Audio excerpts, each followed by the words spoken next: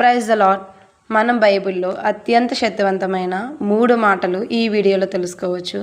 ఈ మాటలు మీకు ఎంతో ధైర్యాన్ని, ఉత్సాహాన్ని, అలాగే మీ జీవితం మీద ఎంతో ప్రభావం చూపుతాయి.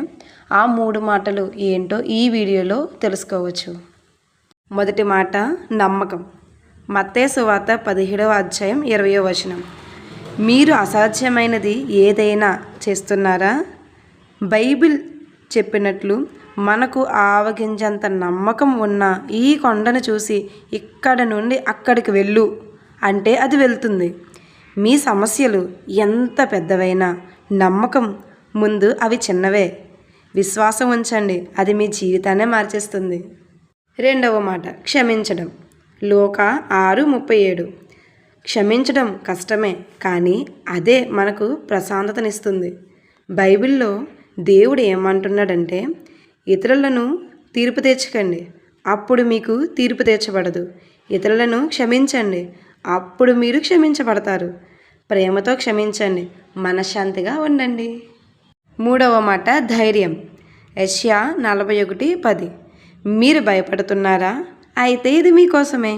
దేవుడు సెలవిస్తున్నారు, భయపడకము, నేను నీకు తోడై ఉన్నాను. దిగులు పడకము, నేను నీ దేవుడను. నిన్ను బలపడుతును, నీకు సహాయం చేయుదును. ఆయన తోడు మీకు ఎప్పుడూ ఉంటుంది. ధైర్యంగా ఉండండి. నాలుగవది ప్రేమ. 1 కొరింథీలు 13వ అధ్యాయం 4వ వచనం. నిజమైన ప్రేమ అంటే ఏంటో తెలుసా? ప్రేమ ఎప్పుడు సహనము కలిగి ఉంటుంది. అది మత్సరపడదు, గర్వపడదు.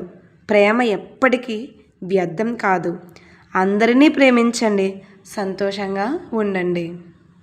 పరిస్థితులు మీకు వ్యతిరేకంగా ఉన్నా దేవుని మీద నమ్మకం ఉంచండి.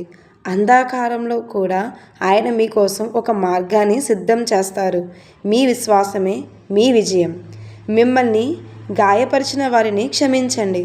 అది వారి కోసం కాదు, మీ మనశ్శాంతి కోసం. క్షమించగలిగే గుణమే మిమ్మల్ని అందరికంటే ఉన్నతంగా నిలబెడుతుంది. లోకం మిమ్మల్ని చూసి నవ్వినా భయపడకండి. సృష్టికర్త అయిన దేవుడు మీకు తోడుగా ఉన్నప్పుడు మిమ్మల్ని ఎదిరించే శక్తి ఈ భూమి మీద ఎవరికీ లేదు. ధైర్యంగా అడుగు వెయ్యండి. ఈ రోజే మీ జీవితంలో ఒక కొత్త ప్రారంభం అవ్వాలి.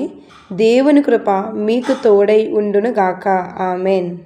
ఓడిపోవద్దు, దేవుడు నీ పక్షాన ఉన్నాడు. నీ భయాన్ని జయించే ఈ 3 విషయాలు నీకు తోడై ఉన్నాయి.